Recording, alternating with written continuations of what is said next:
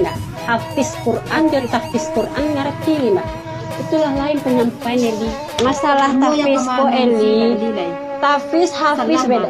Tahfiz ko Eli, itu untuk beraja sini untuk penghafal Al-Quran. Kalau hafiz, ini itulah penghafal Al-Quran, Al-Quran di dalam kepalanya Eli. Dia bertanggung jawab Eli anak dia menyebut mana itu, bertanya nih.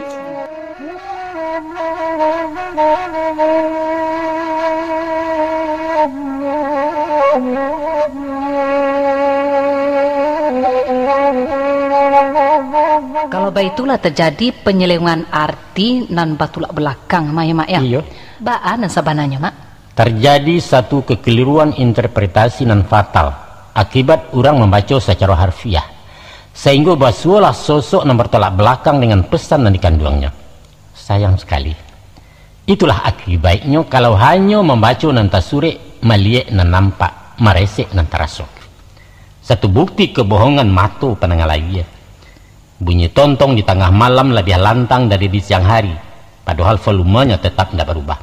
Talingo acok bekicuah, nalai acok tak jujur.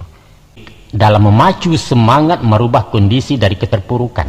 Konteks iko adalah gambaran situasi gawat darurat, pede dan punya nyali untuk merubah keadaan dan menguntuangkan, diiringi dengan gerak usaha, kemudian berserah diri tawakal tu Allah. Upaya mencapai keringanan itulah dan menjadi sasaran pepatah yang dikatakan kontroversia tadi. Seakan-akan pembenaran dari karakter orang awak nan curang, egois dan nak menang surang. Nan buruk pasti ada di antara nan elok, karena Tuhan menciptakan segala dua. Usah merusak barang elok karena ketidaktahuan awak. Seolah-olah kita disuruh memaksakan kehendak dengan melecehkan orang lain. Umpama dalam memperbincangkan satu kasus ada pendapat yang tidak relevan untuk ditanggapi, batele-tele gue, usah dibawa lalu. Iya. Bantah saja secara halus dan santun sehingga inyo merasa dihargai, kemudian mengikuti pendapat awak. Iya. Nah, contoh kalimatnya, menangkap ambo sependapat ya beliau. Jadi seolah-olah mendukung Iya. Tapi mesti dipertimbangkan. Lalu kan dia awak sesuai dipertimbangkan. Tentu saja dengan argumentasi dan bisa diterima seluruh pihak, sehingga forum berpihak ke awak dan membanding. Muka suitnya disalamaikan orang dulu, baru awak masuk. Iyo, itu taktik cara melalukan galeh. Pendeknya usah melawan arus ya mak ya. Jangan rugi awak. Kalau menyubarangi sungai biaya dare, indah boleh potong kompas bakayuh langsung ke sasaran. Jan, tabaliak ditundua ini kok. Tapi hello lah para agak kau. Baru anyuy ya mak. Baru anyuy tanpa bakayuh. Kemudian diheriangkan seketik menyampiang merencong sungai. Dengan sendirinya mailia samujo harus selamat sampai ke Subaliak. Kita manfaatkan kekuatan lawan ya mak untuk menyelamatkan diri kan itu kira-kira mak. Batua, salamo indak merugikan orang.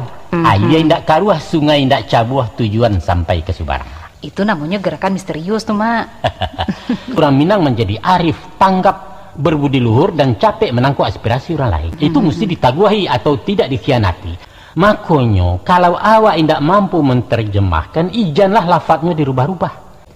Nyampang tabali kupiah nomor 7, sedangkan kepala awak nomor 8 usah tengkurak nitara. Tapi tukar kupiah jangan gadang naknya sesuai di kepala. Tapaso mama ungkapkan supaya jangan salah.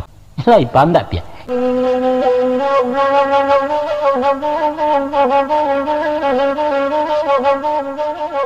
Thank you.